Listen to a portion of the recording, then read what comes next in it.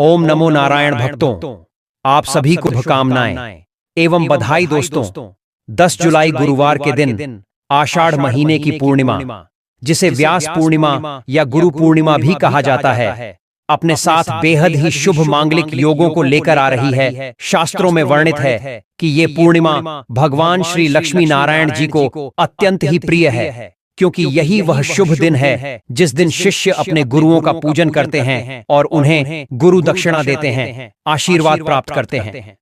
यह दिन ज्ञान की परंपरा की शुरुआत का भी प्रतीक है, क्योंकि माना जाता है कि इस दिन शिव जी को आदि गुरु की उपाधि मिली थी और सप्तर्षियों को पहला गुरु ज्ञान प्राप्त हुआ था।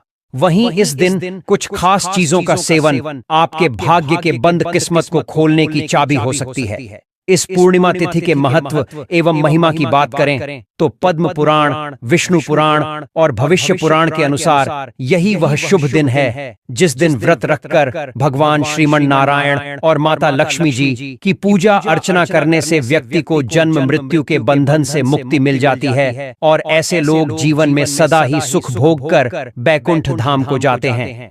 यह भी मान्यता है कि इस व्रत को करने के बाद प्राप्त पुण्य के प्रभाव से व्यक्ति को जीवन में किए गए सभी पापों से मुक्ति मिलती है और दरिद्रता दूर होती है। इसके साथ ही जीवन में आ रही रुकावटें दूर होती हैं और सुख समृद्धि आती है। इसलिए चाहे आप महिला हो या पुरुष, आपको इस व्रत की जानकारी तो होनी ही चाहिए। साथ ही दोस्तों, आगे हम जानेंगे इस पूर्णिमा के दिन आपको भगवान को किस चीज का भोग लगाना चाहिए, जिससे आजीवन आपको अपने ऊपर भगवान श्री लक्ष्मी नारायण जी की विशेष कृपा, उनका आशीर्वाद प्राप्त हो सके। दोस्तों, आषाढ़ मास की पूर्णिमा तिथि को लेकर इस बार कई सारे लोगों में बेहद असमंजस बनी हुई है कि पूर्णिमा का व्रत कब रखा जाएगा, व्रत में क्या खाना है, पारण किस चीज से करना है। तो देखिए दोस्तों, हिंदू पंचांग के अनुसार आषाढ़ महीने की पूर्णिमा तिथि 10 जुलाई को रात 1:36 पर शुरू होगी। वहीं इस तिथि का समापन अगले दिन यानी 11 जुलाई को रात 2:07 पर शुरू होगी,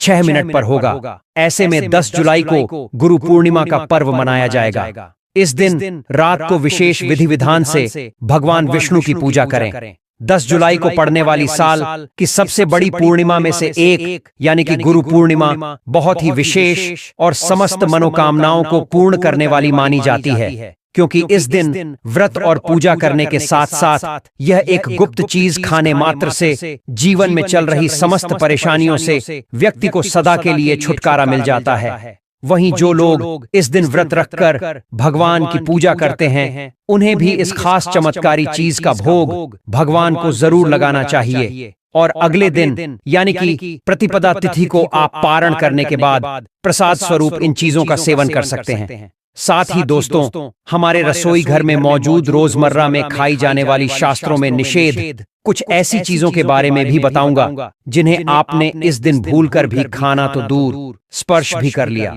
तो आपको पूर्णिमा तिथि पर मांस को खाने के बराबर पाप लग सकता है। इसलिए दोस्तों, अपने एवं अपने पूर्ण परिवार के उज्जवल भविष्य के लिए वीडियो को अंत तक पूरा जरूर देखकर जाना। साथ ही साथ कुछ ऐसे कार्यों के बारे में भी आपको बताऊंगा जिन्हें यदि आप गलती से भी गुरु पूर्णिमा के दिन कर लेते हैं तो भगवान श्री लक्ष्मी नारायण जी के भयंकर क्रोध का सामना आपको करना पड़ सकता है। भक्तों, सर्वप्रथम यदि हम आषाढ़ माह की पूर्णिमा तिथि के महत्व की बात करें तो इस पूर्णिमा का व्रत बहुत ही खास माना जाता है। अगर कोई श्रद्धा भाव से इसे करता है तो उसकी सभी इच्छाएं पूरी होती ही हैं। खासकर जिनके जीवन में सालों से कोई दोष चल रहा हो, निसंतानता हो या फिर नौकरी रोजगार में कोई दिक्कत का सामना करना पड़ रहा हो, जिसके प्रभाव से यदि आप अपने जीवन में लाख कोशिशों के बावजूद भी सफलता हासिल नहीं कर पा रहे हैं, तो इस पूर्णिमा के दिन व्रत रखकर सिर्फ इस एक चीज के सेवन से ही आपके जीवन से ये सभी दोष सदा के लिए समाप्त हो जाएंगे और आप अपने जीवन में ऊंचाइयों को छुएंगे। वहीं दोस्तों, जितना जरूरी है इस दिन उस गुप्त चीज को खाना उतना ही जरूरी है। इस दिन कुछ चीजों को खाने से बचना दोस्तों, शास्त्रों में बताई आज्ञा अनुसार कुछ चीजों का सेवन करना पूर्णतः वर्जित है।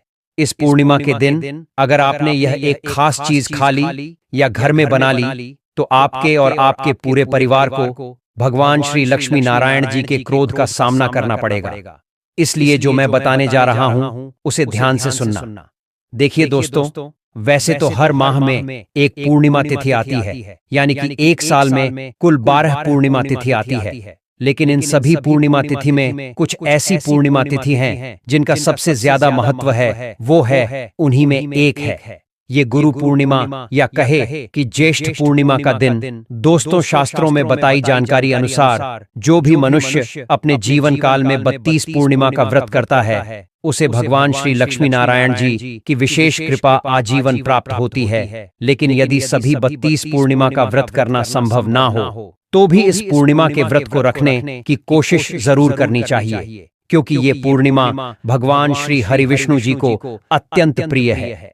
ऊपर से दोस्तों, कई दशकों के बाद इस पूर्णिमा के दिन कई अत्यंत ही दुर्लभ ग्रह नक्षत्रों का विशिष्ट योग बनने जा रहा है, जिनमें साध्य योग, ब्रह्म योग और शिववास योग शामिल है। और इन्हीं दुर्लभ ग्रह नक्षत्रों के प्रभाव से इस पूर्णिमा तिथि सिर्फ इस एक चीज को खा लेने से व्यक्ति का भाग्य उदय होना तय है। साथ ही साथ हम आपको पद्म, स्कंद और विष्णु धर्मोत्तर पुराण एवं श्रीमद् भागवतम के अनुसार आषाढ़ माह की पूर्णिमा पर आपको कैसा खाना घर में कभी नहीं बनाना चाहिए ये भी जानेंगे। मान्यता अनुसार जो भी व्यक्ति ये एक चीज गलती से भी पूर्णिमा तिथि के दिन खा लेता है, उसके द्वारा किए गए सभी पुण्य कर्म छिन्न हो जाते हैं, जिसके वजह से उन्हें अपने जीवन में संकटों परेशानियों का सामना करना पड़ता है। साथ ही जाने 10 जुलाई गुरु पूर्णिमा के दिन एवं 11 जुलाई पारण पर आपको ऐसा क्या खाना चाहिए एवं भगवान को ऐसी कौन सी चीज का भोग आपको लगाना चाहिए जिससे कि आप पूरे साल स्वस्थ निरोगी जीवन जिएं एवं आपके और आपके संपूर्ण परिवार के ऊपर भगवान लक्ष्मी नारायण जी की कृपा बनी रहे। दोस्तों, आगे बढ़ने से पहले आपसे रिक्वेस्ट करते हैं कि वीडियो को लाइक जरूर करिएगा, दोस्तों को शेयर कर दीजिएगा और कमेंट बॉक्स में जय श्री लक्ष्मी नारायण अवश्य लिखना, जिससे कि माता लक्ष्मी की कृपा सदैव आप और आपके परिवार पर बनी रहे। तो दोस्तों, अब जानते हैं गुरु पूर्णिमा पर ऐसी क्या चीज है जो आपको जरूर खा लेनी चाहिए, जिससे आपके जीवन से समस्त परेशानियां दूर हों और धन सुख संपत्ति ऐश्वर्य से आप परिपूर्ण हों, पुत्र की प्राप्ति हो, संतान का मंगल हो, संतान के जीवन में कभी कोई परेशानी ना आए। इसलिए हर एक माता पिता को इस एक विशेष चीज का सेवन गुरु पूर्णिमा के दिन जरूर कर लेना चाहिए। साथ ही कुछ ऐसी चीजें भी हैं जो आपको घर में गुरु पूर्णिमा पर भूलकर भी नहीं बनानी चाहिए। आइए जानते हैं उनके बारे में। दोस्तों, इस पूर्णिमा तिथि पर जब आप भगवान श्रीमन नारायण और माता लक्ष्मी जी की पूजा करें तो भोग प्रसाद में उन्हें ऋतुफल का भोग अवश्य लगाएं। ऋतुफल यानी कि अभी के मौसम अनुसार जो फल बाजार में उपलब्ध हों उनका आप भोग भगवान को जरूर लगाएं, क्योंकि स्कंद पुराण, नारद पुराण जैसे विभिन्न शास्त्रों में वर्णित है कि रथुफलोपहारेण प्रियंते हरिकेशवो, मतलब भगवान हरिकेशव को रथुफल अर्पण करने से विशेष प्रसन्नता होती है। तो आप आम, लीची, पपीता, केला, खरबूजा, तरबूज है ना, इन सभी फलों में से कोई भी 3 फल भगवान श्रीमन नारायण को अर्पित कर सकते हैं। यदि किसी कारणवश आप ऋतु फलों में से कोई भी फल भगवान को अर्पित न कर पाएं तो चिंता की कोई बात नहीं है। आप प्रेम और श्रद्धा से मिश्री या किशमिश का भोग भी भगवान श्री हरि विष्णु को अर्पित कर सकते हैं, क्योंकि हमारे पालनकर्ता जगत के नाथ भगवान श्री लक्ष्मी नारायण केवल आपके सच्चे भाव, भक्ति और प्रेम को ही स्वीकार करते हैं। भोग में सामर्थ्य से अधिक श्रद्धा का मूल्य होता है। यदि आप पंचरंगी फल अर्पित करना चाहें तो यह भी अत्यंत पुण्यकारी होता है, जैसे कि पीला केला, हरा अमरूद, लाल सेब, संतरा और नारियल। परंतु एक बात का सदा ध्यान रखें कि नाशपाती का फल न तो भगवान विष्णु को अर्पित करना चाहिए और न ही माता लक्ष्मी को। शास्त्रों के अनुसार नाशपाती का फल देवताओं के पूजन में वर्जित माना गया है, अतः इसे भोग में न रखें। आपका प्रेम, नियम और शुद्ध भावना यही है सच्चा नैवेद्य। साथ ही यदि आपके घर में लड्डू गोपाल हैं और आप रोज अपने घर में बना भोजन का उन्हें भोग लगाते हैं तो इस बात का विशेष रूप से ध्यान रखें कि न ही सिर्फ पूर्णिमा तिथि पर बल्कि किसी भी दिन लड्डू गोपाल को गाजर, लाल मसूर की दाल और प्याज, लहसुन से बनी सब्जियों का भोग नहीं लगाना चाहिए। इन सब्जियों को तामसिक भोजन में गिना जाता है, इसलिए इन्हें भोग में शामिल नहीं किया जाता है। इसके अतिरिक्त मूली और जामुन को भी कुछ जगहों पर लड्डू गोपाल को भोग में नहीं चढ़ाया जाता है, इससे धन का नाश होता है। लेकिन दोस्तों, जामुन का भोग आप भगवान श्री गणेश जी को जरूर लगाएं, क्योंकि जामुन, जिसे कि शास्त्रों में जम्बू फल कहा गया है, ये भगवान श्री गणेश जी की अत्यंत ही प्रिय वस्तु हैं। गणेश पुराण में स्पष्ट लिखा हुआ है, जम्बू फल चारु भक्षणम कपर्दिनम लंबोदरम चारु हासनम विघ्नेश्वरम सर्वगणाधिपम भजे सुरासुरैः सेवित पाद पंकजम। जिनके जटा झूठ हैं, जिनका पेट विशाल है, जो सुंदर आसन पर विराजमान हैं, ऐसे विघ्नेश्वर समस्त गणों के अधिपति और देवों तथा असुरों द्वारा पूजित चरणों वाले गणपति को मैं भजता हूँ। इसलिए दोस्तों, आप इस पूर्णिमा तिथि पर भगवान गणेश जी को निश्चित रूप से जामुन का भोग लगाएं। लेकिन दोस्तों, इसी ऋतु में मिलने वाला फल सीताफल, जिसे हम शरीफा भी कहते हैं, इसका भोग आपको गलती से भी भगवान श्री हरि विष्णु और माता लक्ष्मी जी की पूजा में नहीं लगाना चाहिए, क्योंकि ये फल तमोगुणी माना गया है। इसलिए इसका भोग आप ना लगाएं, लेकिन आप इसका व्रत के दौरान सेवन जरूर कर सकते हैं। इसी के साथ दोस्तों, जो भी व्यक्ति किसी भी शुभ दिन, खास करके गुरु पूर्णिमा पर भगवान को अर्पित किया गया पंचामृत का सेवन करता है, उसके जीवन में कभी धन की कमी नहीं होती। पंचामृत को बनाने के लिए गाय का शुद्ध दूध, दही, शहद, गुड़ और घी का उपयोग करें और भगवान के श्री विग्रह को इस नवनिर्मित द्रव्य से स्नान कराएं। फिर इस द्रव्य को एक पात्र में इकट्ठा कर एक तुलसी की पत्ती डालकर घर के सभी लोग इसे ग्रहण करें।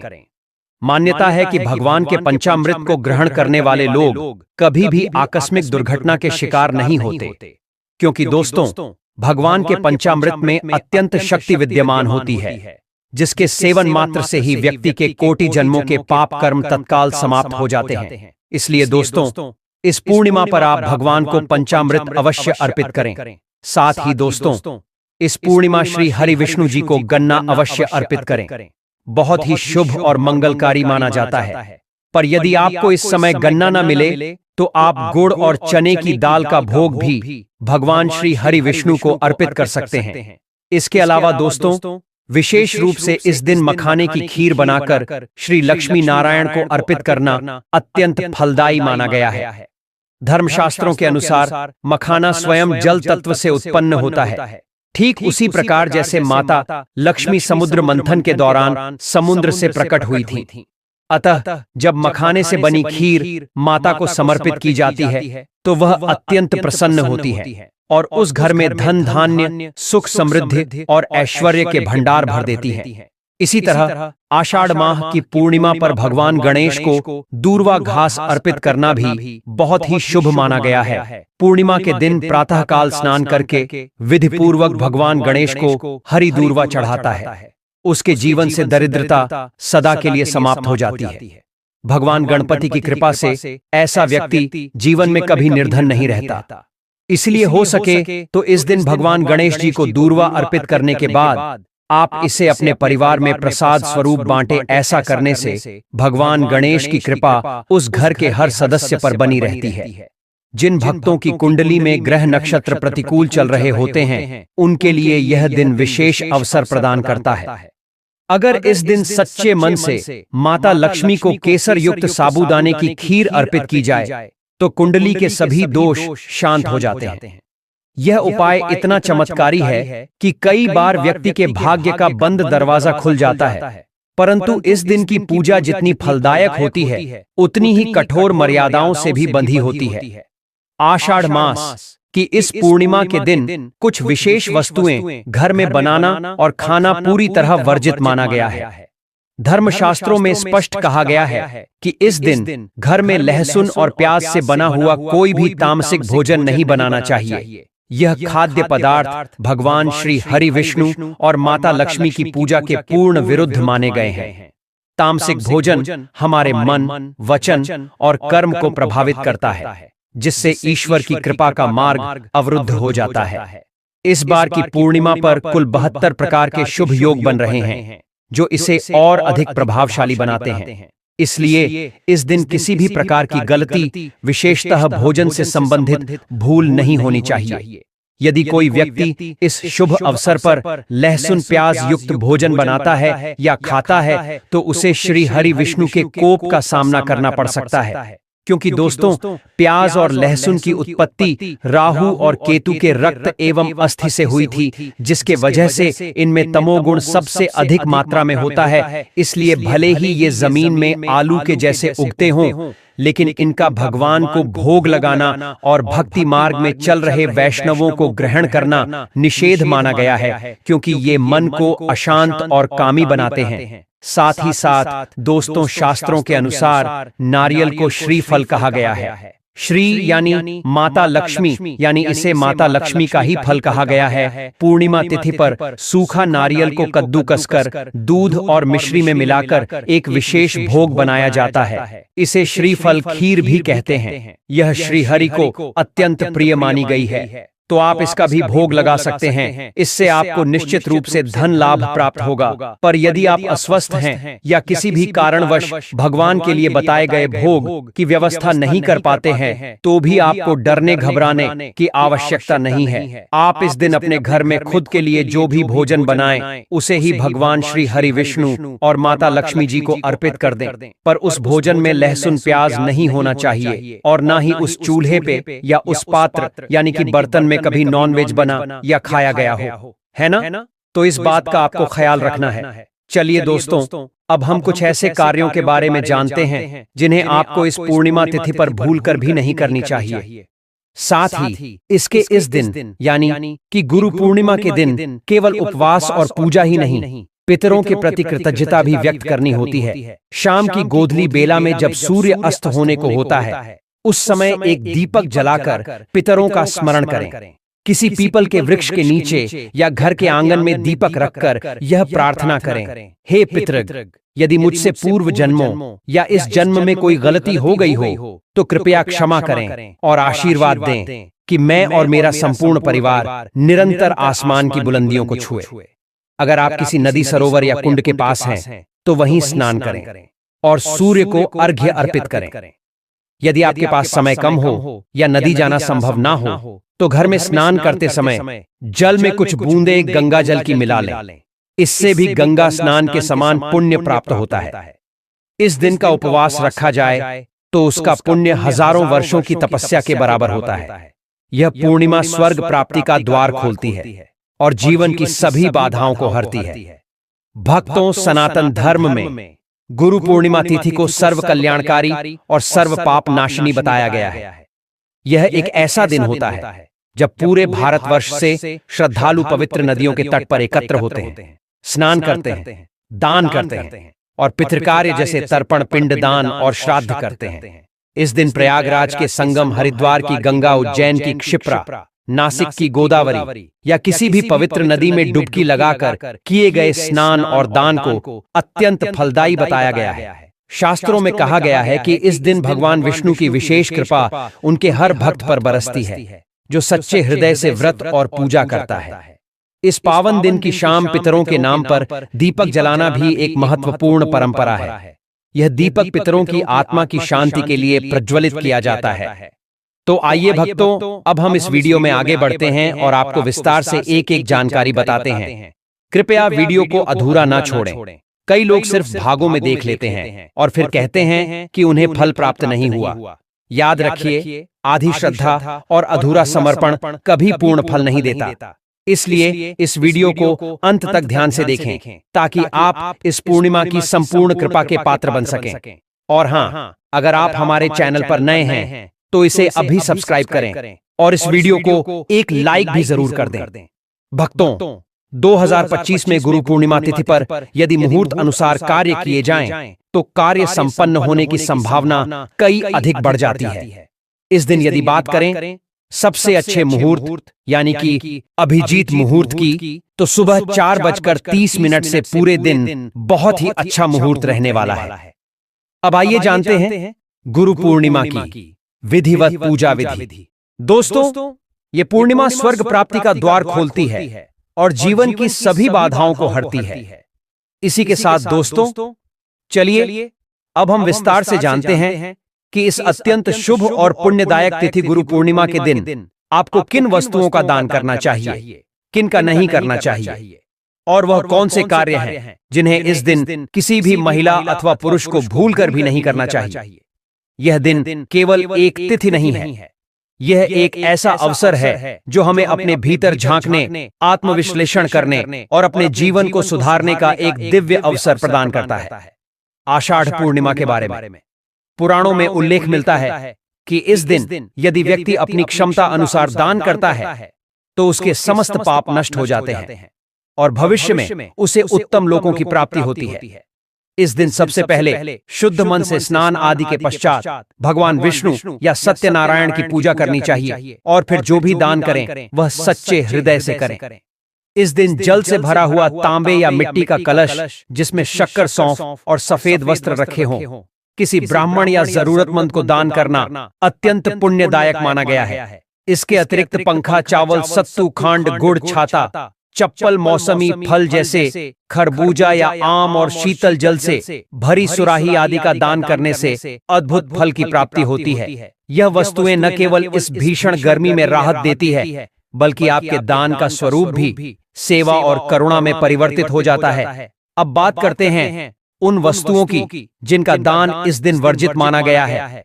लोहे की वस्तुएं, धारदार या नुकीली चीजें, पुराने फटे कपड़े, किसी और का उपयोग किया हुआ सामान या ऐसा कोई उपहार जिसमें अपमान या तिरस्कार झलकता हो, इनका दान वर्जित है। यदि आप किसी को ऐसा सामान दान करते हैं जो उपयोग के लायक नहीं है या फिर जिसे देखकर दूसरा व्यक्ति अपमानित महसूस करे तो वह दान नहीं बल्कि पाप कहलाता है। शास्त्रों में स्पष्ट कहा गया है, अपात्र दत्तम दानम दुखाय कल्पते, अर्थात यदि आप गलत पात्र को या अनुचित सामग्री का दान करते हैं तो वह आपके लिए विपरीत फल ला सकता है।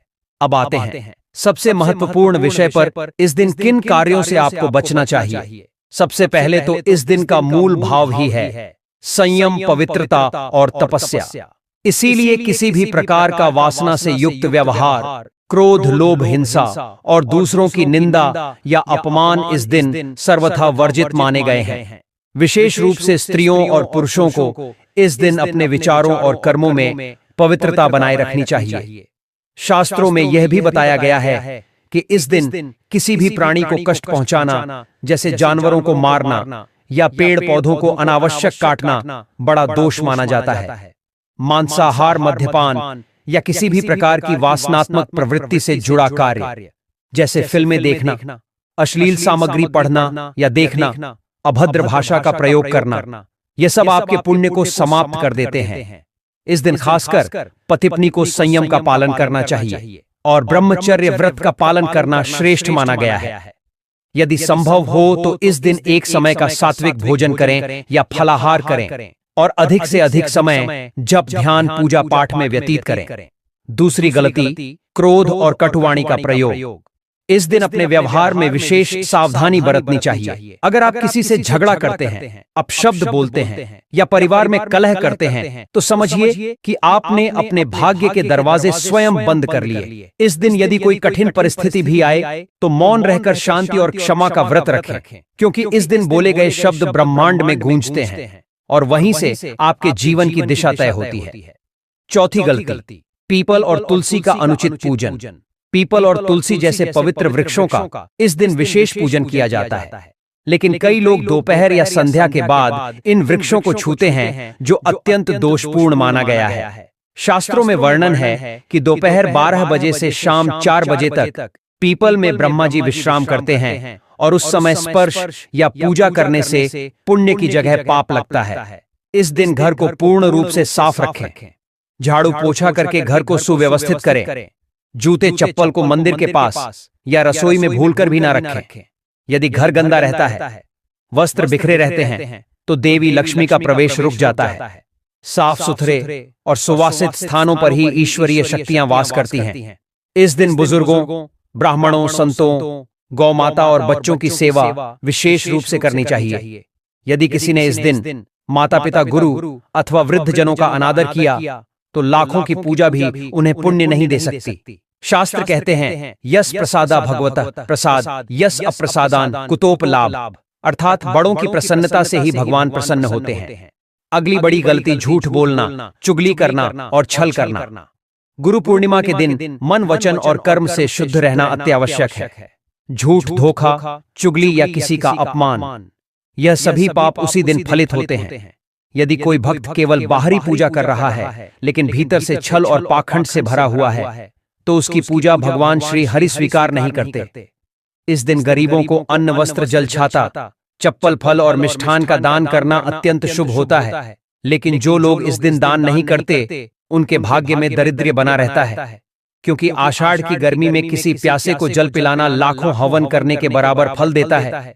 इसके अलावा गुरु पूर्णिमा के दिन किसी भी मनुष्य को मांसाहार का सेवन भूलकर भी नहीं करना चाहिए। साथ ही साथ इस दिन मदिरापान करने से भी बचना चाहिए। हो सकता है कि आप यह बात जानते होंगे, लेकिन दोस्तों 99% हिंदू भाई बहनों को यह नहीं पता है कि इस पूर्णिमा के दिन यदि आप व्रत करते हैं तो अच्छी बात है, पर यदि व्रत किसी कारणवश नहीं भी कर पाते हो या घर में कोई ऐसे सदस्य हैं जो व्रत नहीं रख सकते हैं तो उन्हें भूलकर भी इस दिन बैंगन की सब्जी, मसूर की दाल, मूली, प्याज, लहसुन, शलजम, गोभी और सेम का सेवन नहीं करना चाहिए। क्योंकि दोस्तों पूर्णिमा तिथि, विशेषकर गुरु पूर्णिमा तिथि में इन सभी चीजों को खाना इनमें तमोगुण होने के कारण मांस को खाने के बराबर है। शास्त्रानुसार इस दिन तो आपको इन सभी चीजों को खाना तो दूर, स्पर्श भी नहीं करना चाहिए। इसीलिए दोस्तों पूर्णिमा के दिन आप या आपके परिवार के कोई भी सदस्य व्रत रखें या ना रखें, पर इन सभी चीजों का सेवन ना करें। गुरु पूर्णिमा के दिन पूर्ण सात्विक भोजन ही करें। यहाँ तक कि जो लोग पान अथवा पान मसाला, गुटखा, सिगरेट आदि चीजों का सेवन करते हैं उन्हें भी कम से कम इस एक दिन इन नशीली चीजों से दूरी बनाकर रखनी चाहिए। इस दिन किसी भी प्रकार की नशीली चीजों का सेवन करने से घर में अशांति आती है और भगवान नारायण नाराज हो जाते हैं। भक्तों, हमारे हिंदू धर्म में यह सिर्फ एकमात्र पूर्णिमा तिथि है जिसको करने के बाद प्राप्त पुण्य से व्यक्ति का जीवन बदल जाता है। इसके अलावा पूर्णिमा के दिन किसी भी तरह की यात्रा नहीं करनी चाहिए। मतलब यदि आप इस दिन कहीं घूमने के लिए जा रहे हैं तो एक दिन बाद चले जाएं, क्योंकि यह दिन मौज मस्ती करने के नहीं बल्कि भगवान श्री हरि विष्णु एवं माता लक्ष्मी जी की पूजा करके उनका आशीर्वाद प्राप्त करने का होता है। हाँ, लेकिन कोई बहुत ही ज्यादा जरूरी आपको कोई कार्य है या फिर आपको अपने काम के सिलसिले में कहीं जाना पड़े तो अलग बात है। तो दोस्तों यदि आप इस गुरु पूर्णिमा के दिन अपने जीवन में माता लक्ष्मी जी की असीम कृपा प्राप्त करना चाहते हैं तो हम आपके लिए स्कंद पुराण, श्रीमद् भागवतम एवं श्री शिव महापुराण से उपाय ढूंढ कर लाए हैं। तो बहुत ध्यान से सुनिएगा। देखिए दोस्तों, श्रीमद् भागवतम के अनुसार गुरु पूर्णिमा के दिन यदि संभव हो तो किसी नदी, तालाब, पोखर में जाकर के मछलियों को आटे की गोली खिलानी चाहिए। इससे व्यक्ति को सुख समृद्धि में वृद्धि मिलती है। साथ ही साथ स्कंद पुराण के अनुसार इस दिन अपने पितरों के लिए आपको तर्पण जरूर करना चाहिए एवं किसी ब्राह्मण या गरीब जरूरतमंद को भोजन जरूर खिलाना चाहिए। लेकिन भूलकर भी उनको भोजन कराते वक्त अपने मन में अहंकार न आने दें कि यह भोजन आप करवा रहे हैं। यह सब कार्य प्रभु ही करते हैं, हम तो बस निमित्त मात्र हैं। मन में यह भावना रखकर भोजन कराने से व्यक्ति के पूरे जीवन में उसे अन्न धन की कमी नहीं होती। वहीं दोस्तों शिव महापुराण के अनुसार पूर्णिमा जैसी शुभ तिथि पर आपको भगवान भोलेनाथ के शिवलिंग पर एक लोटा जल अवश्य चढ़ाना चाहिए एवं शाम के वक्त भगवान शिव के मंदिर में शिवलिंग के समक्ष एक घी का दीपक भी अवश्य प्रज्वलित करना चाहिए। क्योंकि दोस्तों सिर्फ एक बार शिव मंदिर में रोशनी करने के बाद प्राप्त पुण्य से कुबेर धन एवं समृद्धि के देवता बन गए थे। इसीलिए दोस्तों गुरु पूर्णिमा की शाम अपने एवं अपने पूरे परिवार के नाम शिव मंदिर में एक दीपक अवश्य ही प्रज्वलित करना। साथ ही साथ दोस्तों शास्त्रों में ऐसी मान्यता है कि जो भी व्यक्ति गुरु पूर्णिमा की शाम किसी भी नदी, तालाब, झील में दीपक प्रज्वलित करता है उसे अपने जीवन में चल रहे सभी प्रकार के दोषों से मुक्ति मिल जाती है एवं पितरों की विशेष कृपा व्यक्ति को प्राप्त होती है। साथ ही साथ दोस्तों गुरु पूर्णिमा भगवान भोलेनाथ को भी अति प्रिय है, क्योंकि इस संसार में सबसे बड़े कोई वैष्णव कोई हैं तो वो भगवान भोलेनाथ ही हैं। और भगवान भोलेनाथ पशुपतिनाथ भी कहे जाते हैं, यानी कि पशुओं के स्वामी भगवान श्री भोलेनाथ को ही कहा गया है। इसलिए इस दिन आपको किसी भी बेजुबान पशु को सताना नहीं चाहिए एवं गौ माता के सर पर तिलक लगाकर उन्हें घर की बनी ताजी रोटी एवं हरी घास आवश्यक खिलानी चाहिए।